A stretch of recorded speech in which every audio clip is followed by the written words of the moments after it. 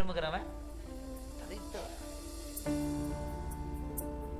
அப்பா அம்மாவை பீஸ் கட்ட முடியாது, பிள்ளைங்களுக்கு எதுவும் செய்ய முடியாது. காரணம் என்ன? வாழ்க்கை நம்ம எப்படி இருக்கும் கொஞ்சம் யோசனை. அப்பா அம்மாவுக்கு பீஸ் கட்டணும்னா நம்ம தான் ஜெபிக்கணும். எங்க அப்பா கட்டிடுவாரு, எங்க இருந்து கட்டுவாங்க, எங்க இருந்து போவாங்க, அவங்களுக்கு யார் கொடுக்கறது? நீ ஜெபிக்கணும் அப்பா அம்மாக்காக. எங்க அப்பா பீஸ் கட்டணும், எங்க அம்மா பீஸ் கட்டணும். ஏசப்பா எனக்கு உதவி செய்யுங்க ஏசப்பா.